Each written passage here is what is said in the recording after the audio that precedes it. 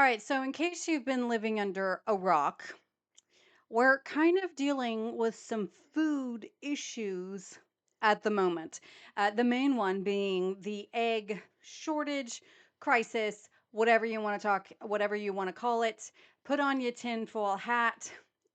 It doesn't really, I'm sure we're all thinking the things, but I want to encourage you because I want to talk about in this episode that sometimes the bad things that happen in life can actually sometimes result in some very great things happening. So, welcome back, y'all. This is an extension of the Grains and Great YouTube channel, and this is more of the unedited, unfiltered version, and basically just thoughts that are in my head. So, if you are new here, do know that I'm predominantly a YouTube channel. So, be sure, and I teach you all about real whole grains. From a biblical perspective, I teach you how to be milling your own wheat, consuming whole grains, the reason why you need to be doing that, and more. So be sure to hop on over and actually check out the regular videos on my YouTube channel. I post videos every Friday. So let's talk about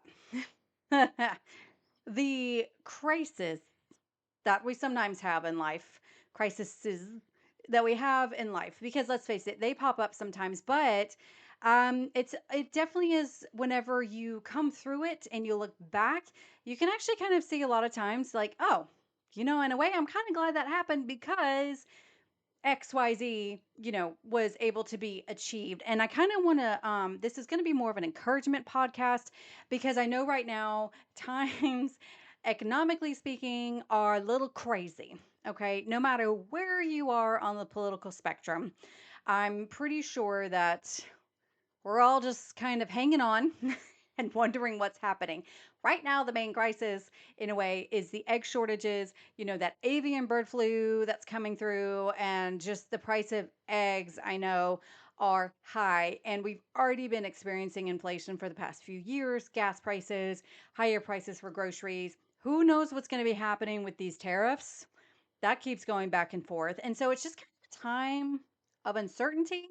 But let us reflect and think of ways that we can basically see the silver lining. And I'm going to throw it back a little bit to 2020 because this is an excellent example of how crises like this can lead to some really, really great things. And this is the biggest example I know is that with 2020 and all of that mess and fiasco that happened, the biggest thing, or one of the things, is food shortages. Basically, people having difficulty finding certain types of food on the market shelf. And I know like chicken was a big one. And then also flour was huge. More people were now stuck at home. And that's why the sourdough baking craze took off. People now were home and, baking and cooking. And then lo and behold, you can't find flour, on the grocery store shelves.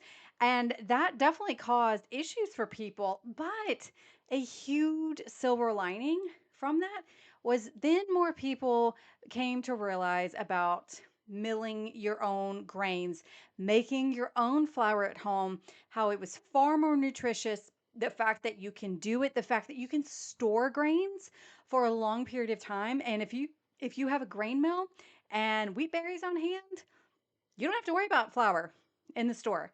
And that was kind of my case, where at that time, people were all freaking out because flour was now off the shelf and they couldn't find it. And meanwhile, I'm over here, been milling my grains for almost a decade at that time. And I wasn't bothered in the slightest. And in fact, that's actually what helped create this YouTube channel is because I was seeing people ask these questions about milling their grains. How do I bake bread with this? What do I do with these grains? How do I store them? How, all the things, like what grain mill do I get? All the things. And because I'd already been doing it for a while, I decided, my husband suggested, start a YouTube channel to help people on their milling journeys. And here we are 4 years later. So I do see, and I saw a huge amount of people. The interest in milling your own grains definitely came about at that time. I was pretty much, to my knowledge, the first one on YouTube who focus solely on milling their grains. And this is me almost whenever I've been milling wheat for a decade. And YouTube had been going strong for a while, and no channel was fully dedicated to this. Yes, you had other channels that would mention it, but not actually that was all that they were about. And so I kind of came on the scene and was kind of one of the first ones. I know Sue Becker, the Bread Beckers, they would post their cooking classes on YouTube, but those are 2 and 3 hour long videos and can be quite overwhelming for the beginners and weren't, and they're just not answering very specific questions like how do I choose a grain mill? Um, and so that's why I came on. And then since then, there have been other channels that have popped up that are all about, milling your wheat. And there's now more information available for people. I think now easier to start milling your own grains, all because of the craziness and the crisis of 2020. And so I think, looking back, and a crisis happened, but it once again showed people, hey, I can be more self sufficient in this area. And that also is the case with meat. You can if you're able to, raising your own meat birds, processing your own chickens, raising your own meat. More people became aware that they could be doing that, how you don't need as much space. Homesteading, the interest skyrocketed because of 2020. People were wanting to get out of those cities. They were wanting to become more self sufficient. So while I see COVID as like, I mean, let's face it, our world was rocked during COVID. Again, doesn't matter which side of the political spectrum that you were on, everyone was affected in some way. And I think that one good thing is I think more people woke up to the fact that how can I be more self sufficient in pick your area of choice? And, that's also the case right now, I think, with the egg shortage. Get you some chickens. And if any crisis leads to people being less reliant on the government, more reliant on themselves, on the Lord, you know, that's a good thing in my opinion. And I hope that, right now more people are interested in chickens. And great thing about chickens is you don't need a lot of space. You don't need a rooster to get eggs. The roosters are the loud ones. Just get you some hens and be able to have your own eggs. And good news, they can also eat your chicken scraps. And they are wonderful little guys, and nothing is more enjoyable than sitting outside and watching your chickens peck around. I love it. I'm a little obsessed with my chickens. But that's me and I'm weird. But this is another example. So I say all this, to encourage y'all that good things can come out of crises. Good things can come out of bad situations. And I'm sure if you look back on your life, because I know I do the same, I can do the same thing, where I look back on times where I'm like, wow, that was a bad time, but how the Lord used it for not only his glory and his honor, but, you know, because I trusted him and that he was in control, something good actually came out of it. And I think right now, with the economy being so crazy, and who knows what's going to be happening over the next few years, the point is I think we all need to start looking at ourselves. Look and figure out, okay, you know, what can I do so I'm not so reliant on this system? So in case that system goes wonky, I'm in a good spot. And I know that can't be for everything. Okay. We don't live in a perfect world. Not everyone can grow all of their food. And even then, you might want sugar or something like that. Um, but as far as, if we just look at situations like this and then determine, well, we can sit here and we can complain about it, or maybe I can learn from it. And maybe I can learn some better skills so I'm more self-sufficient and not having to rely on other systems, on government, all the things. And this is in so many different areas of your life. So this is definitely a shorter podcast.